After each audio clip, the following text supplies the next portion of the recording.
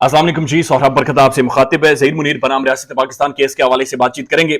हर मोहल्ले में एक बच्चा होता है और वो बच्चा बड़ा लुगड़ बच्चा होता है, शरारती बच्चा होता है। ना वो मुंह धोता है, ना वो नहाता है, ना वो अपने नाखून काटता है, लेकिन वो दुनिया भर की शरारतें और दुनिया भर की मटर गश्ती करता है। सुबह उठकर जब घर वाले उसे स्कूल भेजते हैं, वो स्कूल नहीं जाता, वो चीखता चिल्लाता रोला डाल देता है।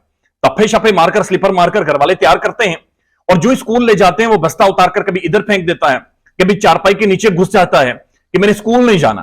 तो घर वाले उसे घसीटते हैं कि किसी तरह से स्कूल लेकर जाएं।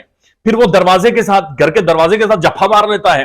वहां से भी जब घसीट कर बाहर ले जाते हैं तो बाहर जो खंबा होता है नंगी तारों वाला, ये उसके साथ जफा मार देता है।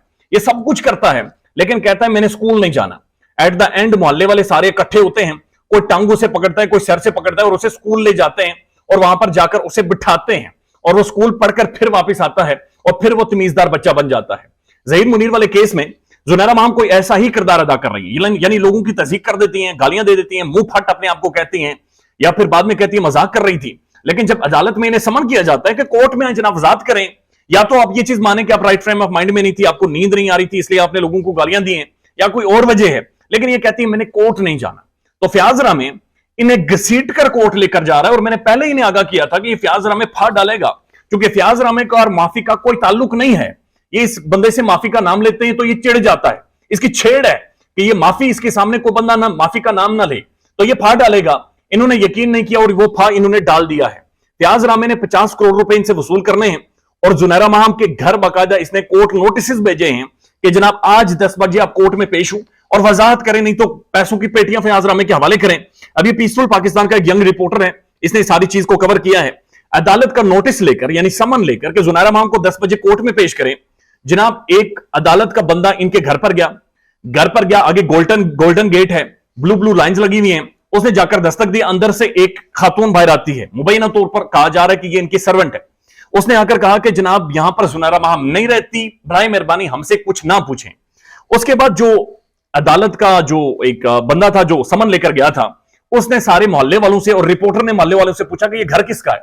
उन्होंने कहा ये जी जुनैरा माहम का घर है, जो अदाकारा भी हैं, जो जर्नलिस्ट भी हैं, जिन्होंने पॉलिटिकल साइंस भी पढ़ी हुई है, जिन्होंने जियो न्यूज के प्रोग्राम में भी काम किया हुआ है, जो आजकल यूट्यूब पर बहुत ज्यादा फेमस है, जनाब ये उन्हीं का घर है।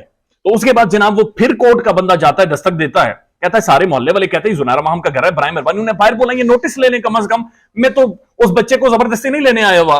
तो अंदर से बुजुर्ग खातून आती है, कहा जा रहा है कि उनकी वालदा थी, उन्होंने कहा जी जुनैरा माहम का घर नहीं है, बराए मेहरबानी अब चले जाए। वो वापिस आ जाते हैं। अब वो घर जुनैरा माहम का था या नहीं था, ये एक बड़ा सवाल बन गया है।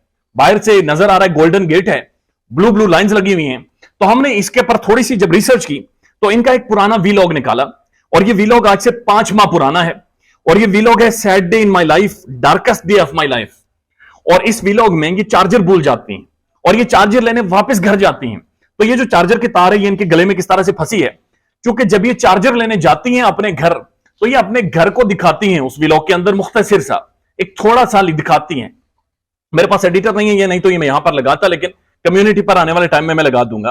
तो जब ये दोबारा घर जाती हैं तो जिस घर के अंदर ये जाती है चार्जर लेने के लिए, ये वही गोल्डन गेट होता है और उसी तरह की ब्लू लाइंस होती हैं। यानी कि ये एक फ्रॉड था, ये एक ठगी थी, ये प्री प्लान थे, ये तैयार बैठे हुए थे कि जब भी कोर्ट का बंदा आएगा हमने उसे मना करवा देना कि जुनैरा माहम यहां पर रहती ही नहीं है। लेकिन फयाज रामे हर हद तक गुजरने को तैयार है, वो किसी भी तरह इन्हें घसीट कर लाजमन कोर्ट के अंदर लेकर जाएगा और इन्हें जवाब देना पड़ेगा, इन्हें बताना पड़ेगा कि इन्होंने क्यों फयाज रामे को गालियां दी, इन्होंने क्यों बाकी यूट्यूबर्स को गालियां दी, इन्होंने क्यों एक गैंग को सपोर्ट किया, ये क्यों एक गैंग की सहूलतकार बनकर सामने आई हैं। या तो कम से कम गेट का रंग और घर का रंग चेंज करवाना पड़ेगा।